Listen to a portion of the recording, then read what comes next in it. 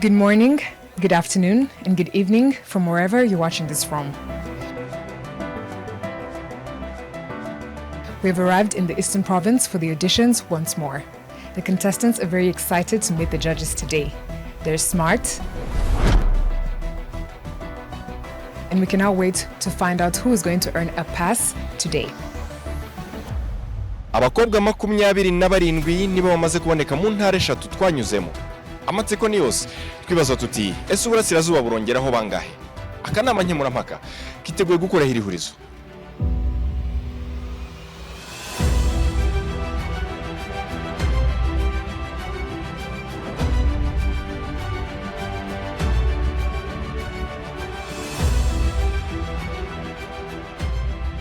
Mfite icyifuzo cy'uko hano iwacu turi ni muri Nyagatovu mu murenge wa Mukarange habaye havuyemo Miss Rwanda wa 2022 yadushimisha cyane nanjye ubwanjye byashimisha rwose twamushyigikira. Ngiye muri uyu mwaka wa 2022 ndifuza yuko Miss Rwanda yava mu ntara y'Iburasirazuba.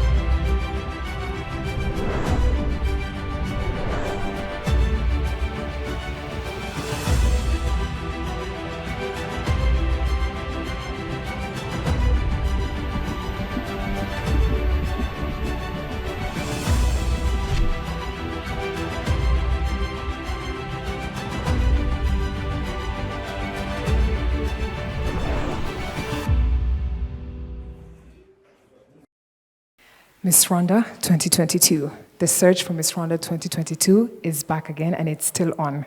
We're currently in the Eastern Province in Kayonza district where the judges are going to help us decide which contestants are going to be able to represent this province and later on which contestant is going to be able to become Miss Rwanda 2022. It's not easy, it's tough, but I mean, this is why we have the judges, but we can't wait to find out which contestants are going to pass through. It's very nerve-wracking, but then, I mean, it's something that is worth fighting for. Absolutely, Martina. N'abakobwa barenga 100 biyandikishije kugira ngo hatoranywemo abazahagarira intara y'Iburasirazuba muri Miss Rwanda 2022. Nirushanwa mu bwiza, ubwenge ndetse n'umuco. Nkuko wari bivuze, ni icyemezo kitari buze koroha muri abo bakobwa bose, ariko aba judges bari hano kugira ngo badufashe guhitamo abakobwa bari bahagarire intara y'Iburasirazuba. Allow me to introduce to you the judges, starting off with Judge Evelyn Umurerwa, who is going to be helping us with the Eastern auditions today. Hello. Thank you for being with us. Allow me to also welcome and introduce Judge James Munyaneza. Hello, sir. Allow me to also finally introduce Judge Miss Jolie Mutesi. Hello. Thank you for being with us.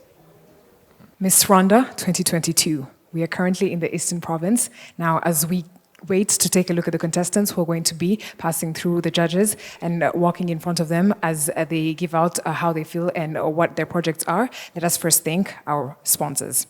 So we would like to first thank Bank of Kigali, which is financially transforming lives as well as encouraging Rwandans to use the cashless economy through e-banking, the Beka app, and sponsoring Miss Innovative Project. We would also like to thank Africa Improved Foods, which is known for fighting against malnutrition through their products such as Shisha Chibondo, and also they are known for their products such as Nutri Mama, Nutri Family, and they will be sponsoring Miss Rwanda's Beauty with a Purpose. So without further ado, let me introduce the first contestant.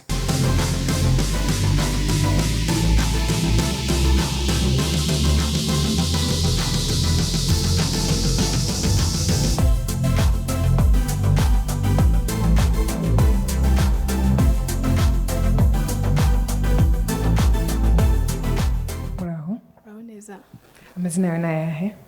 Amazina yanjye ni Mwiza Pascaline Rushya wa Karyabwite wa Sendashonga wa Ruharamanzi wavuna ingoma wa Shumbusho abashambo babasa. Gerageza uvuge cyane. Ego.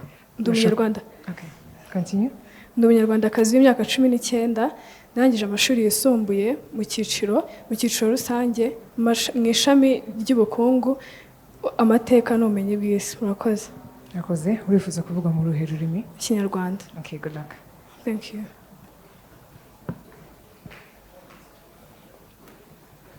Uitwa nde nanone? Amazina yawe? Amazina yanjye ni Umuhoza Pascaline. Pascaline.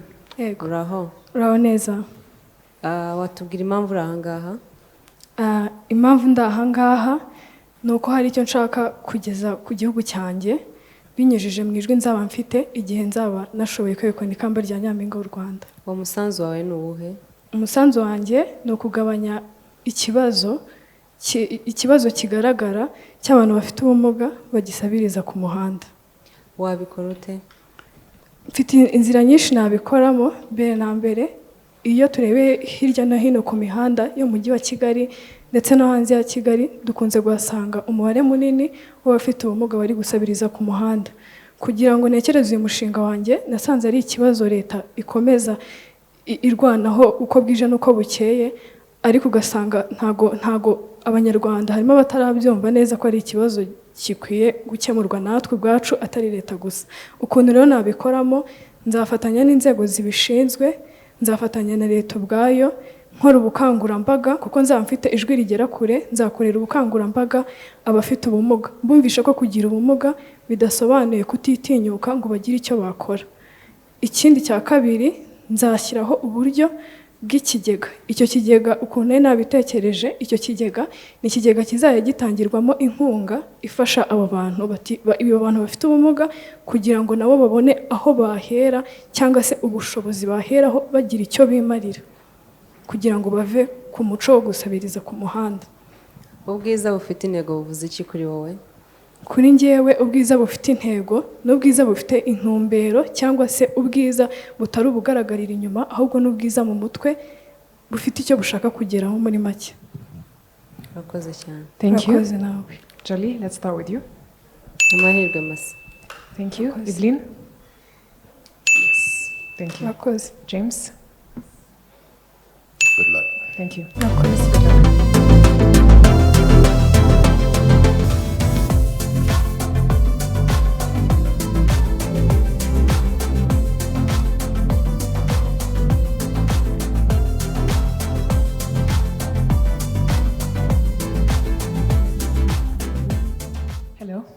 Hello. How are you? I'm fine. Amazina yawe ni ayahe? Nitwa Ikirezi Musoni Kevine. Mfite imyaka 18, akaribwo nyirangiza amashuri yanjye yisumbuye. Urifuza kuvuga mu ruhe rurimi? Ikinyarwanda. Okay. Kevine. Yego. Wiriwe neza. Wiriwe cyane. Ni impamvu kiri hano? Impamvu ndi hano ya mbere ni uko hano hantu ari ahantu hazamfasha kuba nagera ku nzozi zanjye, arizo zo kugira umusanzu ngira mu guteza imbere igihugu cyanjye, kuko hano nzagera ku banyarwanda benshi. Murakoze. Uwo musanzu ni uwuhe? Uri ukubiye mu mushinga wawe? Yego. Wawutubwira.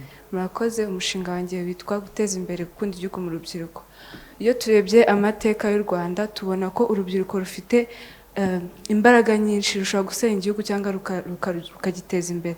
Rero navuze se niki nakora kugira ngo igihugu cyacu bibe neza, yuko urubyiruko ruzakura kandi rukunda igihugu, ruharanira iterambere ryarwo. Ndavuga nzakorana na Mineduc, Minisiteri y'Uburezi, dutangize isomo ryitwa gukunda igihugu guhera umwana yiga mu wa 4 w'amashuri abanza kugeza arangije amashuri yisumbuye, kugira ngo umwana akure azi icyo gukunda igihugu ari cyo, yigishwe gukunda igihugu icyo ari cyo. Turetse abakiri mu mashuri yisumbuye, abarangije amashuri yisumbuye, nzajya nkoresha ibiganiro bigiye bitandukanye, yaba ku mbuga nkoranyambaga zanjye, kuko nkurikirwa n'abantu benshi, n'ibiganiro nzaba nkorera ku mateleviziyo n'amaradiyo agiye atandukanye. Murakoze. Murakoze. Thank you. Okay, yes. Thank you. Evelyn?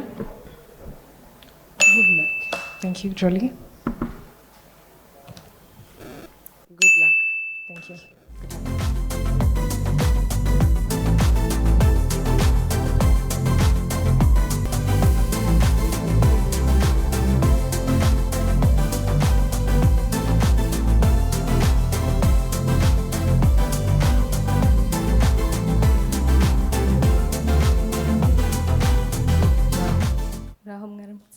Umeze neza? Umeze neza. Amazina yawe ni ayahe? Nitwa Nzobe Nikita Imani. Witwa? Nzobe Nikita Imani. Okay. Urifuza kuvuga mu ruhe rurimi? Ndifuza gusubiza mu rurimi rw'icyongereza. Okay. Good luck. Akoze. Nzobe. Yego. How are you? I'm fine, thank you. Why are you here today? Thank you very much. I believe that I am a strong, competent Rwandan lady who is here today to prove not only to herself, but also her country, that she too can become a woman of impact. Thank you. Your project is? My project is called Guidance to Innovation Excellence. Yes, please take us through your project. Yes, so Guidance to Innovation Excellence is a project that orients a young Rwandan child throughout their educational journey into taking the rightful career choices or career paths. And at the end of the day, they will have a job and not a career. With a job, all you do is wake up, do the needful, seize the day, and get a paycheck at the end of the month. But with a career, you'll be self-motivated, innovative, and go beyond the call of duty, hence achieving not only the company's goals, but also building your country as well. To begin with, a lot of students or graduates are driven into what they would like, into what they should become after they graduate. And at the end, we have a lot of doctors, teachers, lawyers. In the same job market, at the end, we have a lot of graduates and little job market. Sharon Baldwin puts it best when she suggests that choose your passion and you will never have to work a day in your life. Thank you. Thank you very much. Evelyn? No. Thank you. James? Nikita, I like the fact that you have the confidence and you're articulate. And for that, I'll give a yes. Thank you. Julie? You can be a very good poet. Good luck.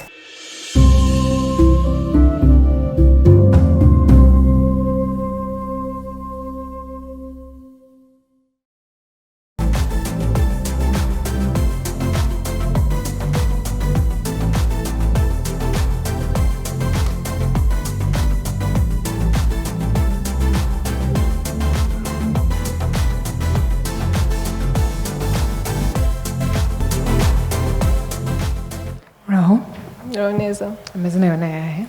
Murakoze, amazina yanjye ni Uwase Lucie, nkaba ndi umunyarwandakazi w'imyaka 21, nkaba naje mpagaye intara y'Iburasirazuba. Okay, Uwase, urifuza kuvuga mu ruhe rurimi? Mu Kinyarwanda. Good luck. Uwase, wiriwe neza? Wiriwe.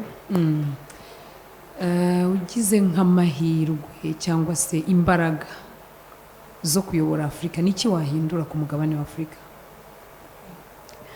Murakoze, ngiriye ayo mahirwe yo kuyobora umugabane wa Afurika, ikintu cya mbere nakibandaho nareba ku bintu bitaratera imbere cyangwa se ibintu bitashyirwamo imbaraga kugira ngo bibe byatera imbere, nko mu burezi, nk'urugero ntanze mu burezi, aho nakibanda cyane kureba aho uko tekinoloji ikoranabuhanga muri Afurika akenshi usanga muri iyi minsi ubona ko itaratera imbere ku buryo nko ku yindi migabane. Niyo mpamvu ngiye nakibanda kuri tekinoloji, kuko iyo umugabane cyangwa igihugu gifite tekinoloji iri hejuru, amahirwe menshi nuko nacyo cyo gigomba gutera imbere cyangwa se kikegera imbere. Tubwire umushinga wawe, uko uzawukora, uburyo uzawukoramo, n'icyo uzawumariye Abanyarwanda. Murakoze, umushinga wanjye nawise Chronic Disease Counseling and Advocacy, aho ugenekereje mu Kinyarwanda wavuga kwita cyangwa kureba ku bantu bafite uburwayi budakira, ariko njye nashaka kwibanda cyane ku rubyiruko, kubera ko akenshi usanga impamvu natekereje kuri uyu mushinga, akenshi iyo umuntu agize nk'uburwayi budakira, nk'urugero nka za kanseri, za diabete, za hypertension, indwara nyinshi tuzi zidakira, akenshi ariheba, akumva ko ubuzima burangiye, nyine akumva ko icyizere cy'ubuzima kirangiye. Ariko impamvu natekereje ko umushinga njye nashaka kwegera abo bantu, hakabaho nko kubahumuriza, hagashyirwaho uburyo bwo kubegera, bakaganirizwa, bakumva ko ubuzima butarangiye, kandi bakumva ko bakurikije bitwaye neza bakurikiza inama za muganga bakumva ko nyine nabo ubwo bakigira icyizere nabo bashobora kwiteza imbere kandi ubuzima bugakomeza rero ukuntu natekereje kuba nawukora nashaka kwifashisha ibigo bibishinzwe bifite mu nshingano nka za minisante. Thank you. Evelyn, yes or no? Thank you. Jolie? Good luck. Thank you. James? Good luck. Thank you.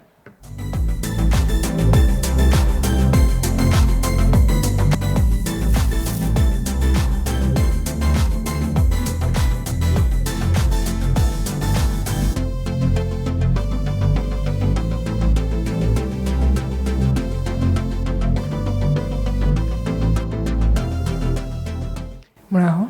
Muraho. Amakuru yawe? Ni meza. Amazina yawe ni ayahe? Amazina yanjye nitwa Mwiza Oliver. Mwiza? Oliver. Okay. Urifuza kuvuga mu ruhe rurimi? Kinyarwanda. Murakoze. Muraho? Muraho. Tubwire ku mushinga wawe vuba vuba. Witwa guteza imbere ibikorerwa mu Rwanda mbinyuje mu bukerarugendo. Impamvu natekereje guteza imbere ibikorerwa mu Rwanda mbinyuje mu bukerarugendo nukora ko igihugu cyacu kirimo guteza imbere Visit Rwanda. Visit Rwanda ikaba irimo gutuma tubona abakerarugendo benshi ariko bakaza gusura ibyiza dufite ariko tukabonera no kubereka ibyo dushoboye gukora twebwe nk'abanyarwanda. Murakoze. Thank you. Jolie, what is your verdict? Yes or no? Good luck. Thank you. James? Yes. Thank you. Evelyn? Yes. Thank you. Good luck.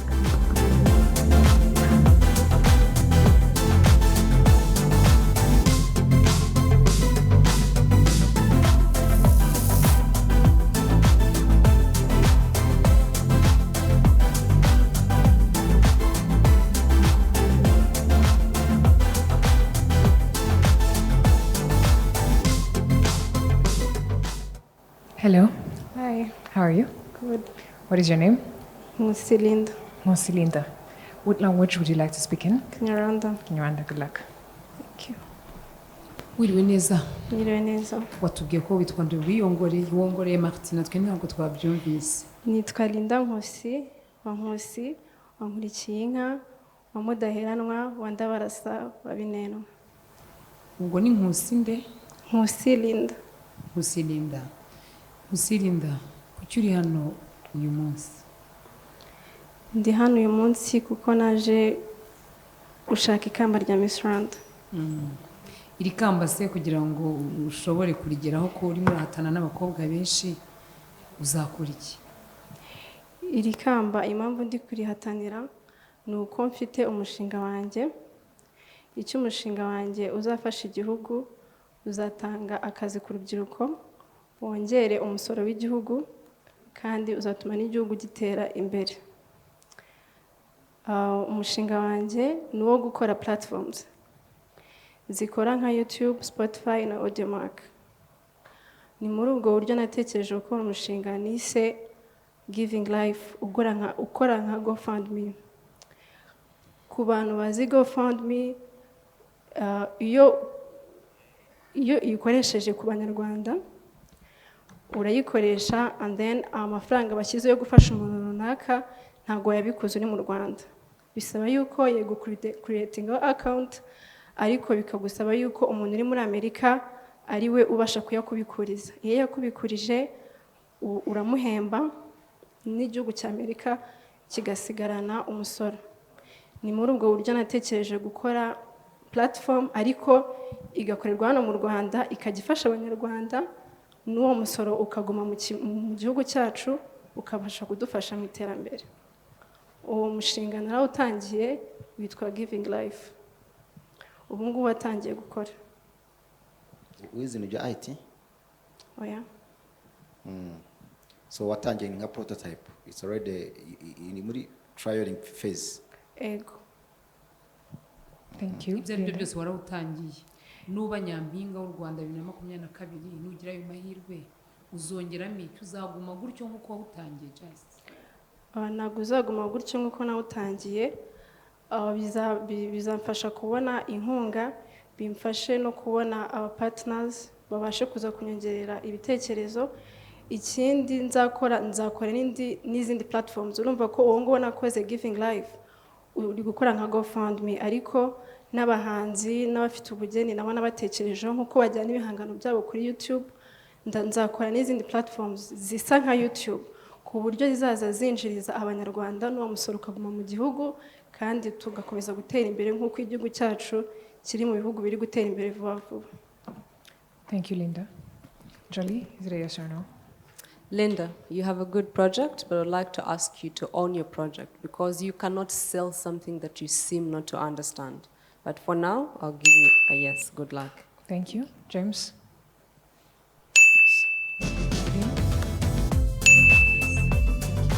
Yes, so far you have seen the contestants passing through. Are those the ones who are going to make it? When you have to wait and find out. So let us continue to thank our sponsors, who would like to thank Bella Flowers. They are strong in exporting flowers worldwide, as well as teaching people to use flowers on a daily basis, not just for special occasions. And they're going to be awarding the first runner-up of Miss Rwanda 2022. We would also like to thank Forza Gaming. We would also like to thank University of Kigali, which is here to amplify one of Miss Rwanda's pillar, which is brain, by awarding the top 10 contestants with a full scholarship for 3 years as a way to help them with their education. We would also like to thank Primus, which is the leading brewery in the country, which sensitizes people to not drink and drive, as well as drinking responsibly, and to not sell alcohol to people who are under the age of 18. They're also going to be sponsoring Miss Heritage in her project, as well as awarding her. We would like to thank Hyundai Rwanda, which is going to be awarding Miss Rwanda 2022 a brand new Hyundai venue. And if you want a brand new car, you definitely know where to get it from. Hyundai Rwanda is the place to go. We would like to thank Volcano Express, the best transportation company in the whole country, and is also going to be awarding the second runner-up of Miss Rwanda 2022. And different transportation places that Miss Rwanda contestants are going to be using, Volcano Express will have them covered. We would also like to thank Rwanda Broadcasting Agency. They're going to be the official broadcasters of Miss Rwanda 2022 this year. We would also like to thank La Palisse, which is one of the best hotels in Rwanda that has been hosting Miss Rwanda since 2016.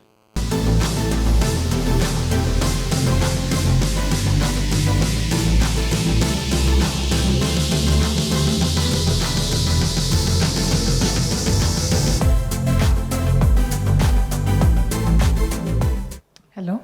Hi. How are you? I'm good, how are you? I'm good. Amazina yawe ni ayahe? Amazina ni Ibirezi Noella. Vuga cyane. Amazina ni Ibirezi Noella. Amazina ni? Ibirezi Noella. Noella. Urifuza kuvuga mu ruhe rumwe? Mu Kinyarwanda. Njyewe amazina ntabwo nayumvise neza. Ni Noella nde? Ibirezi Noella. Ibirezi Noella. Yego. Ndagira ngo umbwire Noella indangagaciro eshatu zagombye kuranga umugore w'umunyarwandakazi. Murakoze. Indangagaciro eshatu zagombye kuranga umugore w'umunyarwandakazi. Cyambere no kwesha agaciro, gukunda umurimo ndetse no gukorera igihugu. Murakoze. Uramutse ugize amahirwe yo gutorerwa kuba nyampinga w'u Rwanda 2022. Ni ubona kihutirwa cyane wakora bakigutora? Murakoze. Ikintu cyambere numva nakihutira gukora ndamutse norewe kuba Miss Rwanda ni umushinga wanjye nateguye wo gufasha abantu bo ku mihanda, cyane cyane mbona yuko ari cyo kibazo gisa nkaho kiganje iki gihugu muri ibi bihe, cyiyongereye muri ibi bihe by'icyorezo, bikaba byatuma abana baragiye ku muhanda ari benshi, kandi arizo mbaraga z'igihugu cyacu cy'ejo hazaza akenshi kuko bari n'urubyiruko. Murakoze. Mbwira uwo mushinga uko wawuteguye, icyo uzamarira abanyarwanda n'uburyo uzawukoramo. Murakoze. Umushinga wanjye nawise icyizere cy'ejo hazaza ku bana bo ku mihanda. Icyambere ubushakashatsi nakoze, nasanze abana 7,000 aribo bari ku mihanda. Mu buryo bwo kugica cyangwa se uburyo bwa mbere nakoresha ni ukuba naganiriza, hakajya habaho inyigisho zigenewe ababyeyi muri rusange, atari ukubera ko muri urwo rwabayemo ikibazo, ahubwo bakaba bahugura ababyeyi bose muri rusange, ndetse tubifashwamo n'inzego za leta, hakaba hashyirwaho ndetse n'ikigega cyajya gifasha abo bana mu buryo bw'ubuvuzi ndetse no mu buryo bwo kwitabwaho kugira ngo bazamure izo mpano zabyo. Murakoze. Rakoze, thank you. Evelyn, yes or no? No, yes. Good luck. Thank you. James? Yes. Thank you. Yes. Thank you.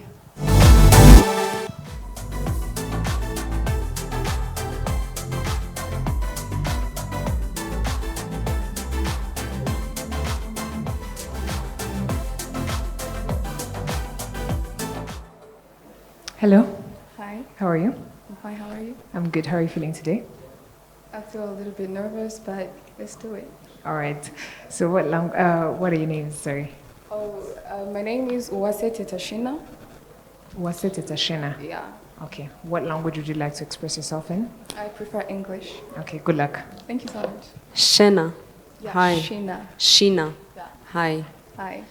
Can you tell me one or two values that you think any woman should possess?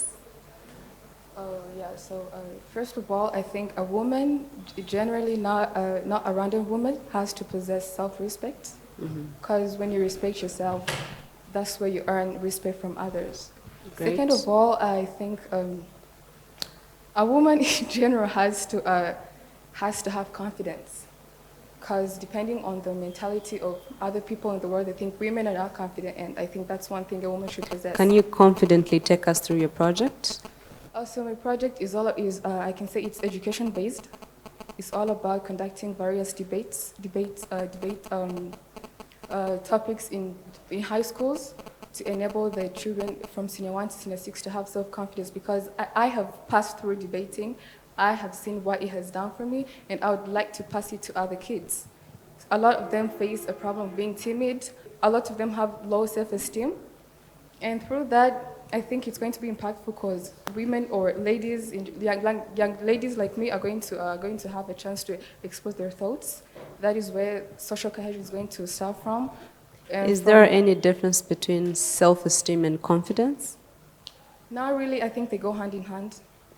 Okay, go ahead.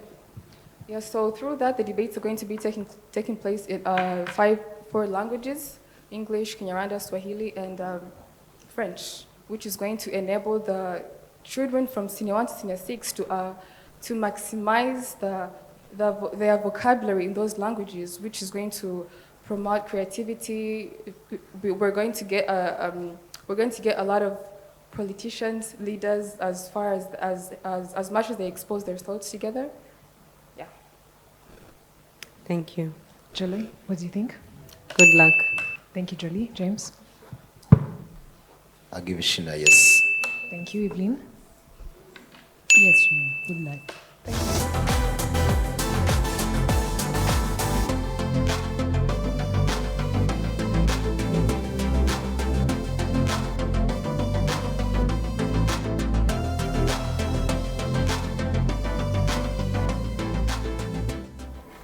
Hello. Hello. How are you? I'm good. What is your name? I'm Lidvine Umulisa. Lidvine Umulisa. Yes. What language would you like to speak in? In English. Okay, good luck. Thank you. Umulisa, Yes. why are you here? I'm here for the competition because I love growth, and I believe that by putting ourselves into uncomfortable situations, that's how we develop the resilience to handle whatever life throws at us. Can you tell us about your project, please? Thank you. My project is Smart Climate Agriculture. And this is about Rwanda has faced problems due to seasonal change, and it led to overall decrease in production. So my project is about creating a software that will work hand in hand with the solar irrigation program. This is a system that was implemented to solve agricultural problems through irrigation by using machines that are generated by the solar energy. So the software will monitor the amount of water needed in the soil and will generate the right amount. And I'm planning to work with IPRC institution as well as other technical schools to create the software. All right, so this is a sensor sort of kind of technology, right? Sensor based. Okay. Why only would you set a project, irrigation project? Is there a chance to expand that to other parts of the country? Yes, because those machines are already in the country, so all So we you're need- leveraging the existing schemes and the technologies already, yeah? Yes. Okay, great. Thank you. James, what do you think? Yes or no? Yeah, I like it. Thank you. Jolie? Yes. Thank you. Evelyn? Umulisa. Good luck. We'd also like to thank Rwanda Broadcasting Agency, Hafiyawe. They are the official broadcasters for Miss Rwanda 2022. We would also like to thank Africa Medical Supplier, which since 2007 provides accurate and affordable health products and equipment to all health institutions in Rwanda and across the region in order to ensure best and better quality of service. We'd also like to thank Rwanda Forensic Laboratory. If you need anything that has to do with DNA measuring toxicology and autopsy and drugs, they have you covered. We'd like to thank Merez Petroleum. You can find them anywhere in the country, and they will award Miss Rwanda 2022 with fuel in her reign and also award Miss Congeniality. We would like to thank East African Promoters, the best production company that has been hosting many events such as East African parties, and they also have stages, LED screens, lighting, and many others. Would like to thank Makuza Peace Plaza, which offers office spaces and apartments, and also it is the official Miss Rwanda office and is located in town. Would also like to thank IUCN, that restores nature and secures your future, and anything that has to do with environmental protection and reservation, they have you. Would like to thank Copa Telecom, which offers the best and fastest internet in the country, such as fiber internet, 4G internet, and others. They're also going to be offering Miss Rwanda 2022 monthly internet for the whole year.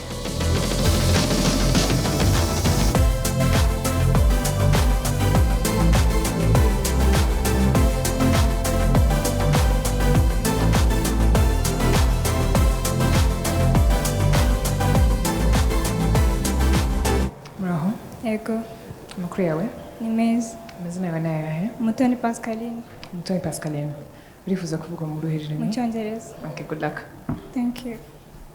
Umutoni, Yes, how are you? I'm good.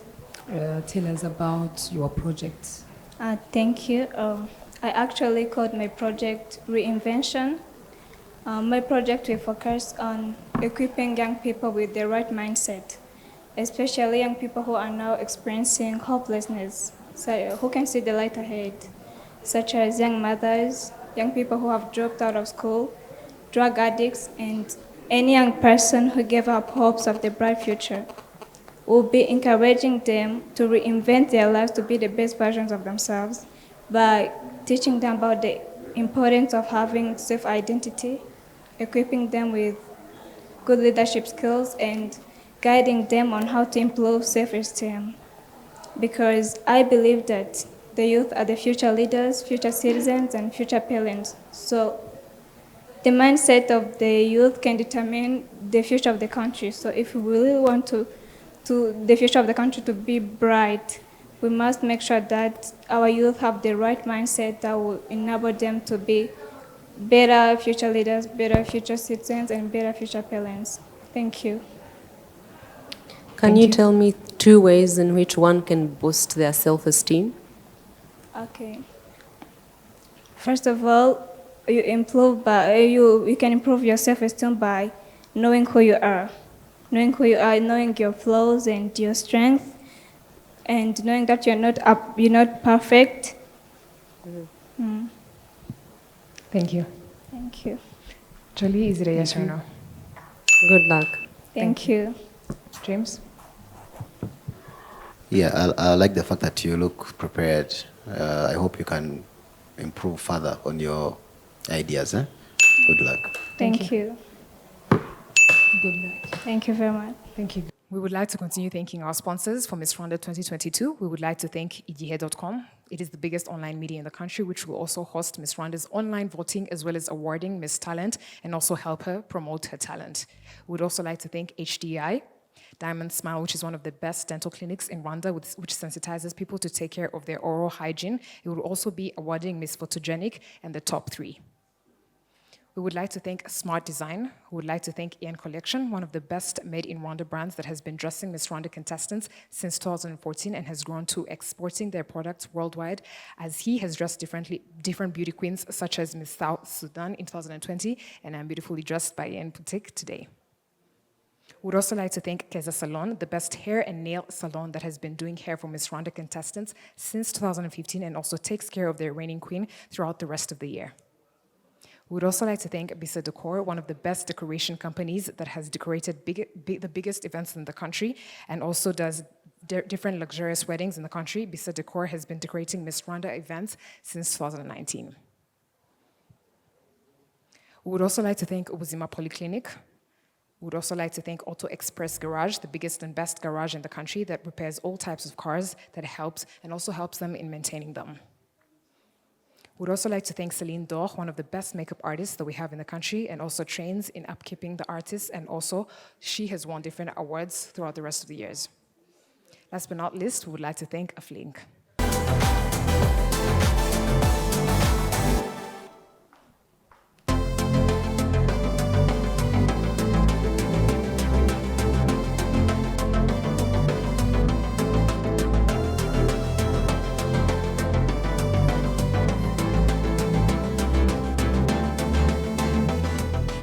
Muraho. Muraho neza. Amakuru yawe? Ni meza. Watwibwira? Nitwa Uwase Esther. Urifuza gukoresha ururimi? English. Go ahead. Thank you. You look tired or exhausted from long day, right? Not really. Okay, excited to be here. Yeah. Yeah, please try to show some energy. Do you have a project idea? Thank you very much. You have a project idea? Yes. Okay, do you want to share it with us? Thank you very much. Well, after realizing that our country is overcoming a problem of pollution, a lot of pollution that is distracting our environment, mostly things that depend on land, like agriculture, I came up with a project called Exploration of Ecosystem. What does that mean? It's a way of fighting against, avoiding pollution that is distracting our environment. Okay, how do you do your project? How would you implement it? Thank you very much. I would like to work with organizations like NGOs to provide trainings about conservation of our environment. Why should we be concerned about issues of environment pollution? Thank you very much. There is no way we can live in an environment that is not clean. So we have to first learn a way of conserving it or learn a way of protecting it so that our development goes up. Thank you. Thank you very much. James, your verdict? You will need to improve, to really work on your project in terms of what you are looking at, what you want to achieve. Yeah, I like the idea. And then the connection between agriculture and then environment. Yeah. Good luck. Evelyn?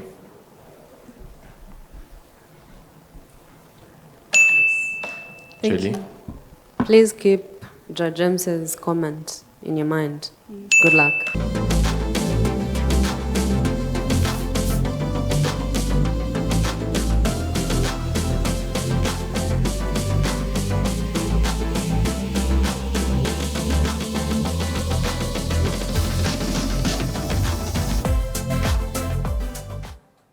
Hello. Hi, hello. How are you feeling tonight? A bit anxious. Your name, please? My name is Patricia, Sheena Nzamukosha, an 18-year-old feminist, but also a business owner. Thank you.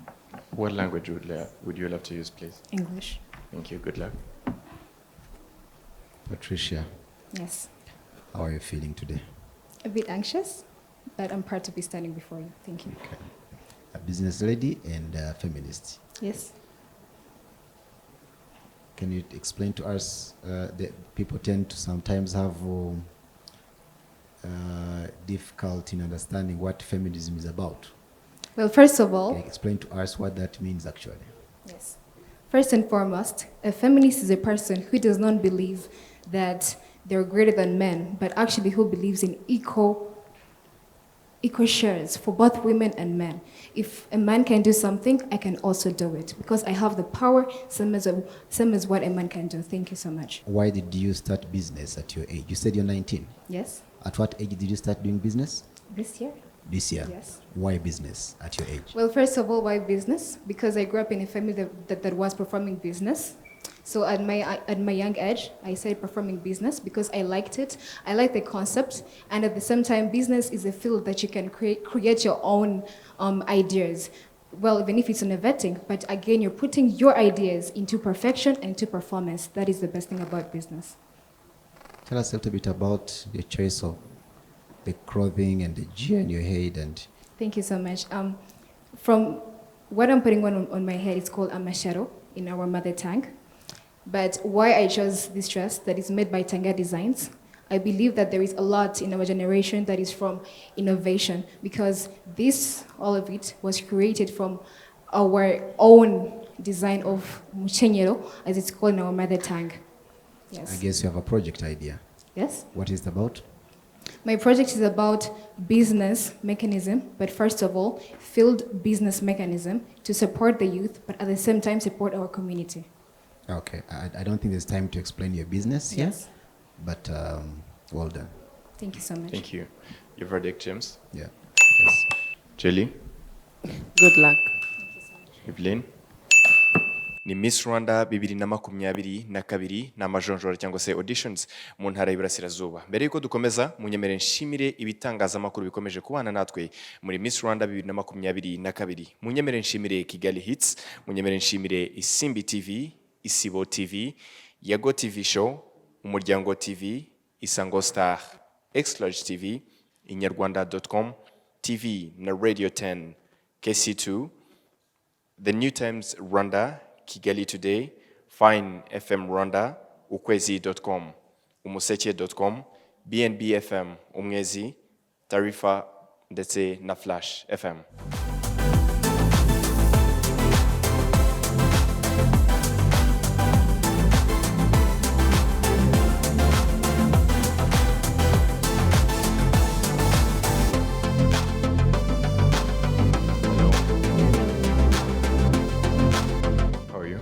Fine, thank you. Your name, please? Keza Nadia. Keza Nadia. Yes, thank you. Urifuza gukoresha uruhe rurimi? Icyongereza n'igifaransa, ndumva nakoresha Icyongereza. N'igifaransa nta kibazo kivangemo, nta kibazo Nadia. Feel free. Thank you. Tell us a little bit more about your project. Why you chose that project? Why you think it is relevant? Why we should support your project idea, and where it will take us as a country. Thank you so much. My project is about the early and unplanned teen pregnancies and the associated consequences to their children's.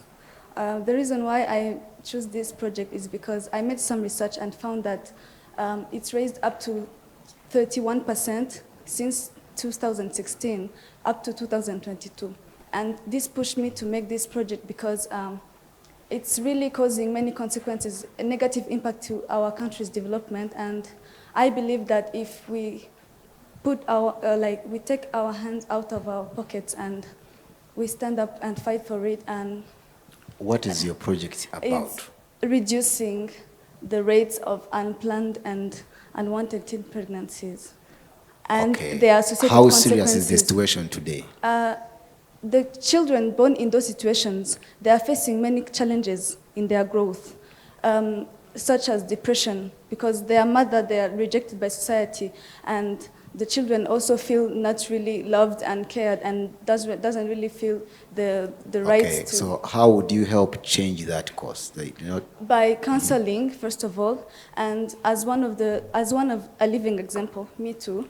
I would like to to stand up and fight for it, and some others who will be able to stand up and give testimonies to those kids, and also work hand in hand with the government, and other people will be able to help us to fight for it by counseling, helping the mothers to get themselves out of those consequences, and I believe that it will give us a great impact in our country's development. Thank you. Thank you. James, your verdict, please. Nadia, that's the name, right? I don't think you're ready in terms of the content of your project. Yeah, yes, nonetheless, I think you have an opportunity to really go and work on it. If it means even changing it, change it. You see? I'll give you a chance.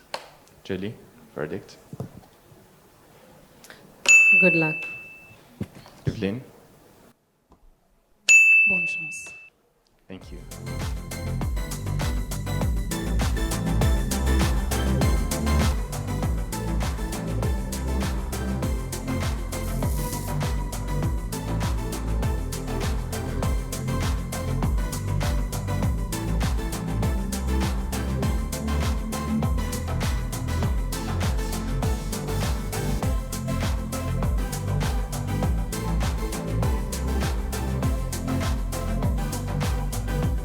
Hello, Hello, how are you? I'm good. Your name, please? Mugabekazi Ndahiro Queen. Mugabekazi, Ndahiro Queen. urifuza gukoresha uruhe rurimi? Icyongereza. Good luck. Thank you. Hi, Queen. Hi, How are you today? I am good. Yeah. What is your project? My project is about stopping harassment and gender stereotyping of girls. It is mainly seen in the workplace, and they usually use this method called quid pro quo, which means something for something. So your boss can actually tell you, I'll give you a raise, but you act as my sex toy. I want to stop that. And I want to stop how community is seeing us as beautiful pictures for brands and beautiful skin for lotion brands, and they are putting limits on our decisions. They are impacting our decisions very much. I want to stop that. I will do it through communication. I will spread awareness. I will consult parents on how gender norms affect a girl from child to adulthood, and I will work with world leaders, girl activists to try to accept that the fact that this gender stereotyping is there. Thank you very much. Thank you, Queen. Thank you. Thank you. Thank you, Evelyn. Your verdict? I give Queen yes. Thank you very much. Jelly, Good luck. Thank you. James? Yes. Thank you very much. Thank you.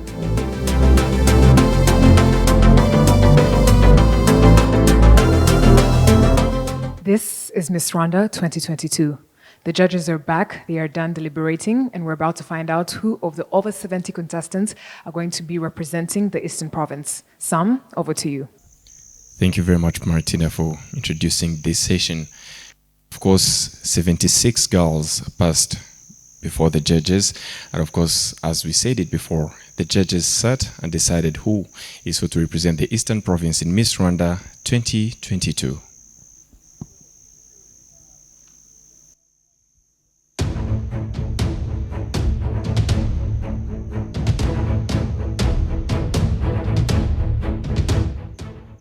The first contestant to qualify to representing the Eastern Province in Miss Rwanda 2022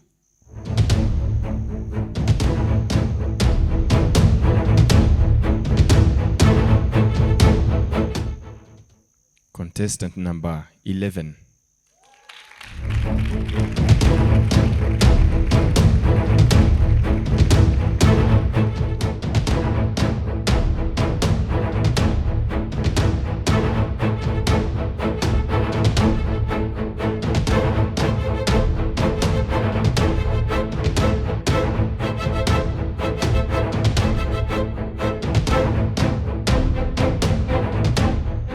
The next contestant out of the 76 that is to represent the Eastern Province in Miss Rwanda 2022 is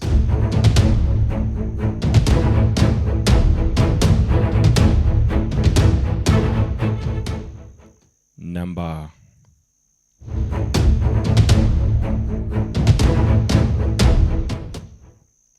40.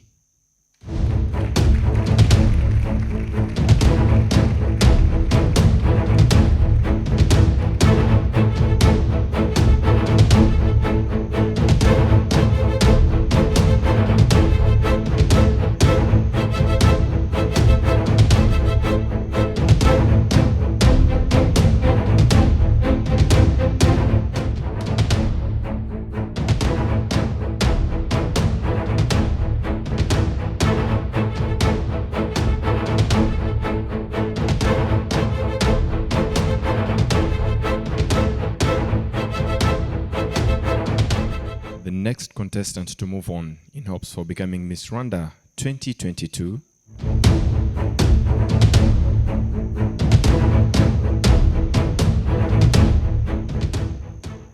Contestant number 24.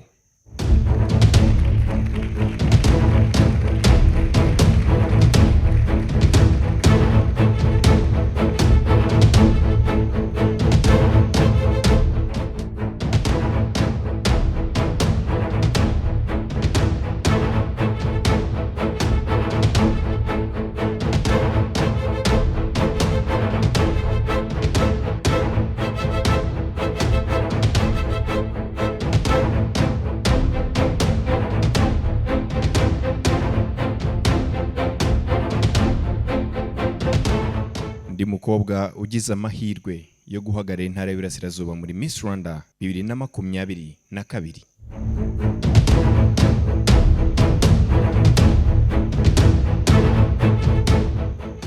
Afite nimero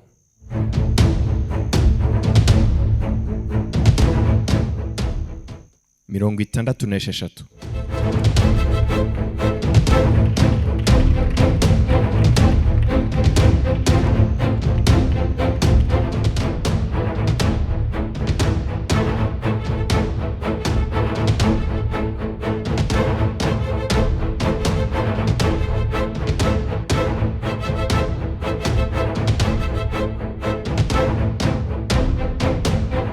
The next contestant to represent the Eastern Province in Miss Rwanda 2022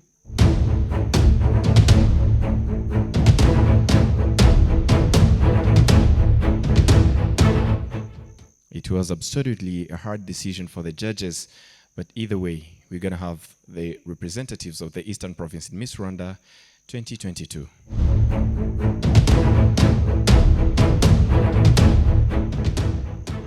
And the next contestant to qualify to representing the Eastern Province in Miss Rwanda 2022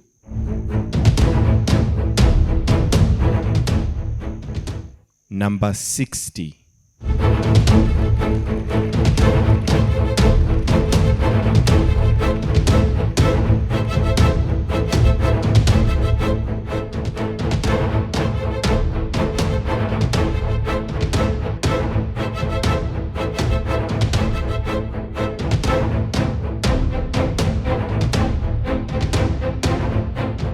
Abakobwa batanu nibo bamaze kubona amahirwe cyangwa se uburenganzira bwo guhagararira intara y'Iburasirazuba muri Miss Rwanda 2022.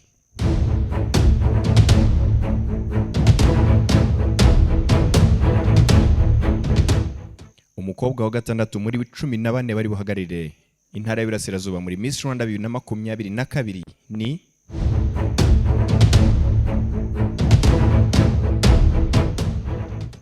nimero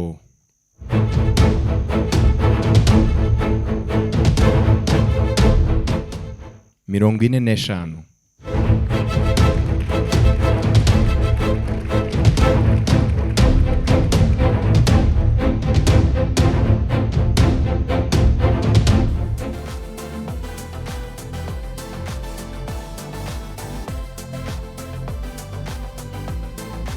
Congratulations, contestant number 45.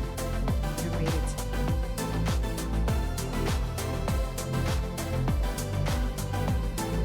Excitement is all over their faces, and everyone is anxious to know if they're continuing to the next round of Miss Rwanda 2022.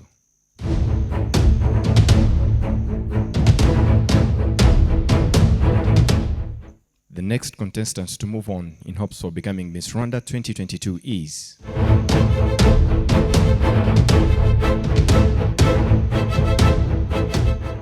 number 71.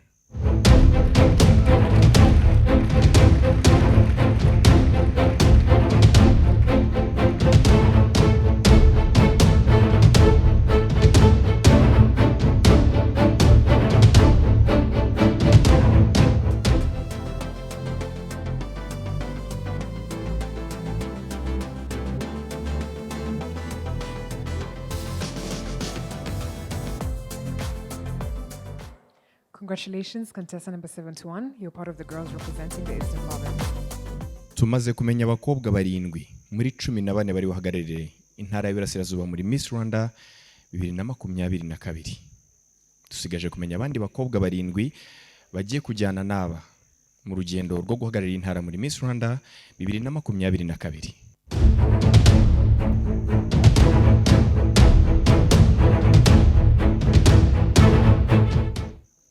Undi mukobwa ugiye guhagararira intara y'Iburasirazuba muri Miss Rwanda 2022 ni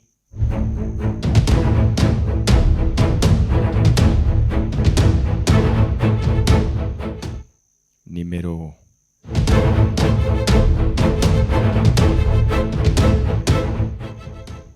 23.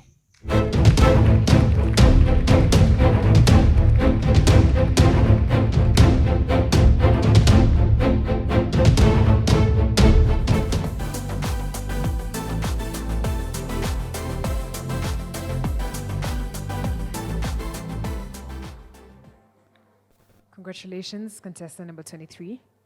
We're moving on to the next round. And the next contestant to move on to the next round of Miss Rwanda 2022.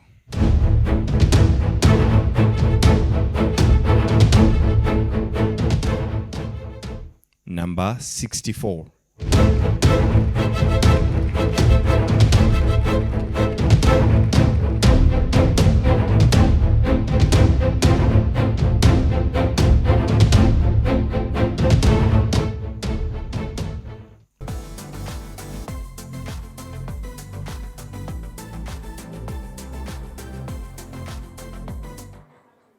Congratulations, contestant number 64. You've made it. Congratulations. Muri aba bakobwa bicaye imbere yanjye batanu gusa nibo dusigaje kumenya mu bari buhagararira intara y'Iburasirazuba muri Miss Rwanda 2022.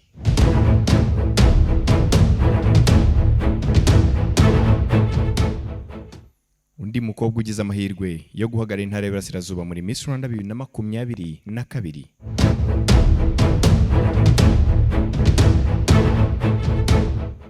Nimero 29.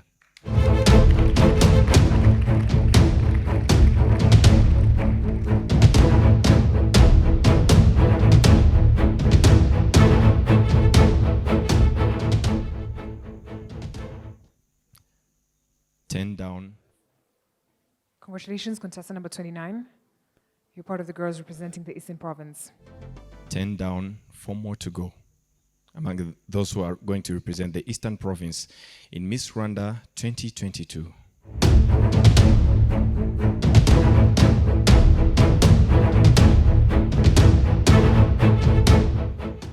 The next contestant to move on in hopes for becoming Miss Rwanda 2022.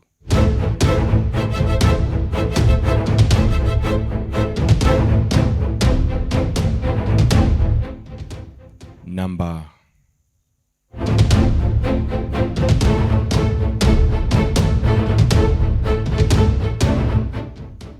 73.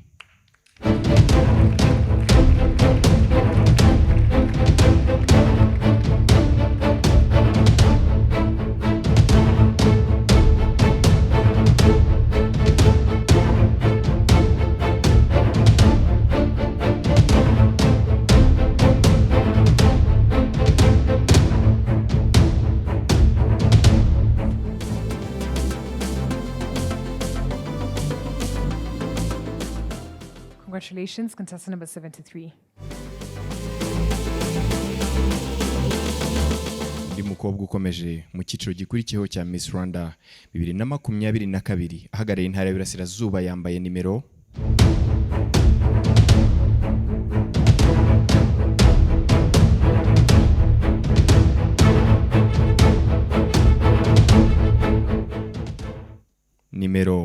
10.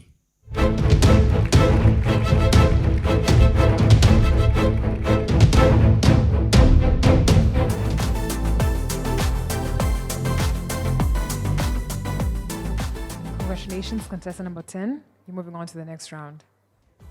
Abakobwa babiri muri aba basigaye nibo tugiye kumenya bari buhagarariye intara y'Iburasirazuba muri Miss Rwanda 2022.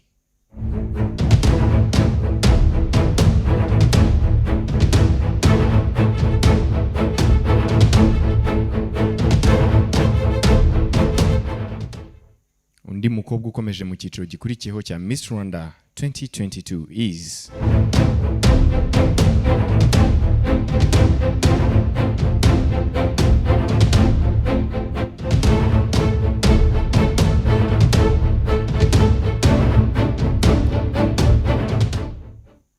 number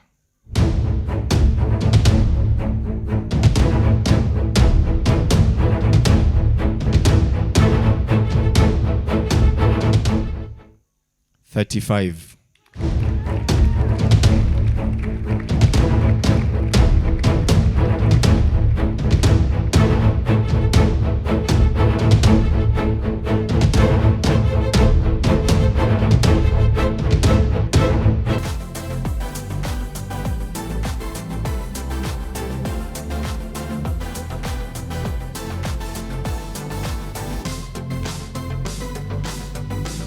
Congratulations, contestant number 35. Ni icyemezo kitari cyoroshye ku judges bacu batatu, Judge Jolly Mutesi, Judge James Munyaneza ndetse na Judge Evelyn Umurerwa guhitamo abakobwa 14 bari buhagararire intara y'Iburasirazuba muri Miss Rwanda 2022.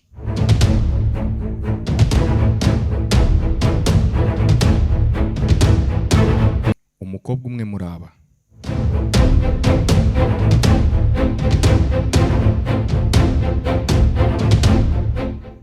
niwe dusigaje kumenya yuko ari buhagarare intara y'Iburasirazuba muri Miss Rwanda 2022.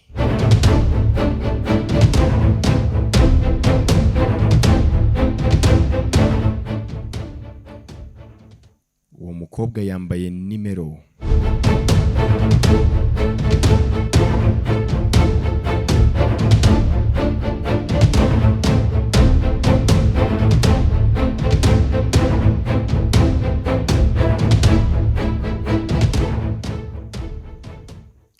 goodness.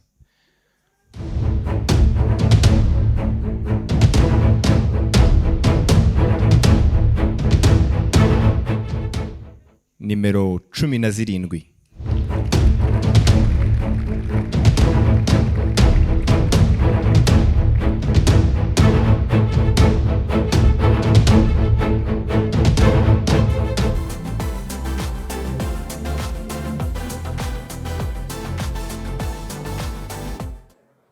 Congratulations, contestant number 17.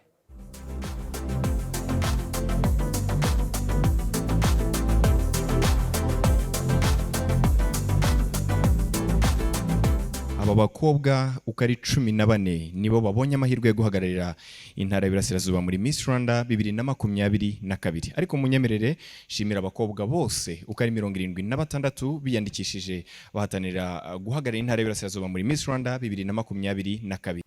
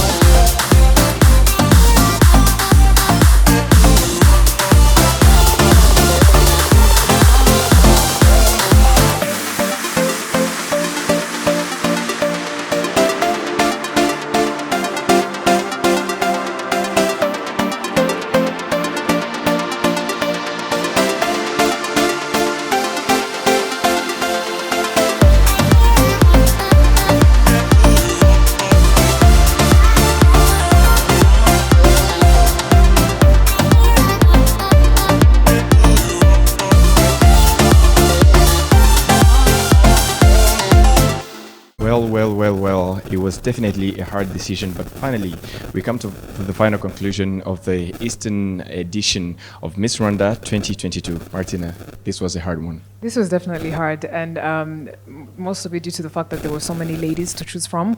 Most of them, actually all of them, did have something to bring to the table, but at the end of the day, it's a competition, and one girl has to come out on top. So we need to go selecting a few and a few. And these lucky girls are the ones who passed through, but we need to also remember that the ones that didn't showed resilience and strength, and we thank them for at least trying to bring out the best out of them. Absolutely. So as we just conclude, we would like to congratulate again those who managed to pass through to the next round of Miss Rwanda 2022, but this is not the end of it. It's definitely not. See you guys in Kigali, and keep on following the updates that Miss Rwanda has to bring to you on KC2 and on RTV and on the Miss Rwanda YouTube channel.